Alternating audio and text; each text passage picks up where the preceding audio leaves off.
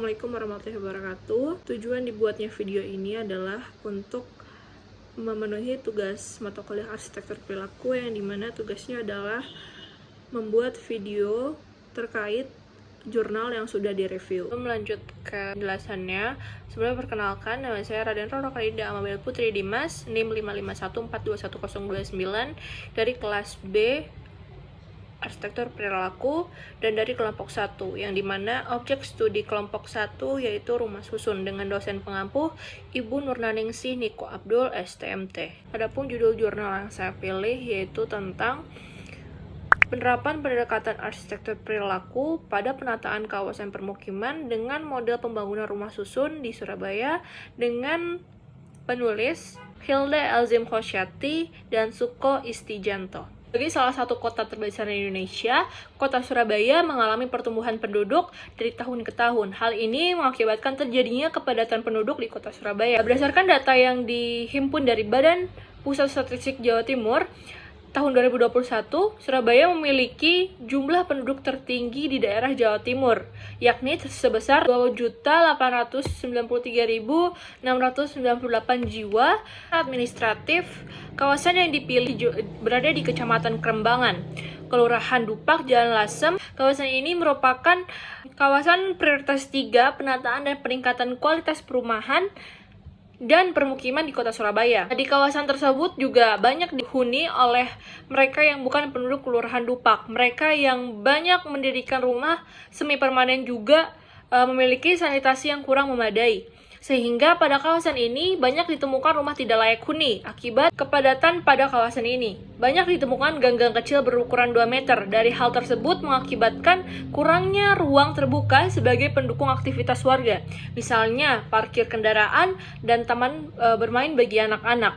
Selain itu juga lahan yang harusnya digunakan sebagai RTH atau ruang terbuka hijau saat ini banyak digunakan warga melakukan berbagai aktivitas. Bahkan tidak sedikit yang mendirikan bangun di lahan peruntukan RTH. Oleh karena itu, kondisi rumah tidak layak huni yang menciptakan permukiman jadi kumuh dan ruang terbuka hijau pada kawasan ini perlu penanganan. Ideologi perancangan atau metode perancangan yang digunakan dalam penataan kawasan permukiman ini secara garis besar terdapat 3 tahapan utama, yaitu tahapan penelitian, tahapan perencanaan, dan tahapan perancangan. Hasil dari tiap tahapan tersebut selalu memiliki korelasi, sehingga hasil dari semua tahapan saling melengkapi satu sama lain. Berdasarkan Undang-Undang Nomor 1 Tahun 2011 mengartikan bahwa kawasan permukiman merupakan lingkungan hidup yang berfungsi sebagai lingkungan tempat tinggal atau berhuni, serta dapat mendukung kegiatan penghidupan. Permukiman adalah sebuah lingkungan yang memiliki fungsi utama sebagai tempat bermukim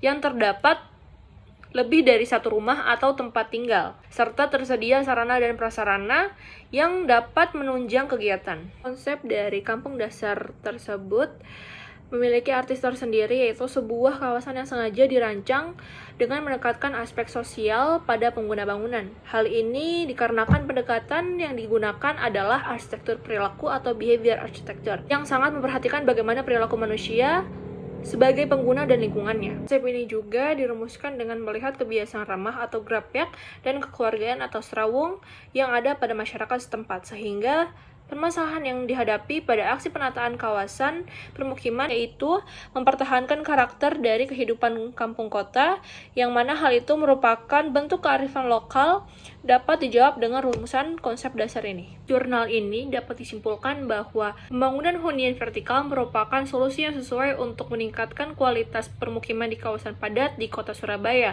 Konsep dasar perancangan yang melibatkan karakter lokasi, karakter pengguna, dan karakter objek diharapkan dapat sesuai dengan kebiasaan perilaku masyarakat setempat. Selain itu, penerapan konsep bangunan yang menggunakan pola perataan grid, bentuk bangunan simetris, dan konsep ruang di dalam bangunan diharapkan dapat mewadahi aspek sosialnya.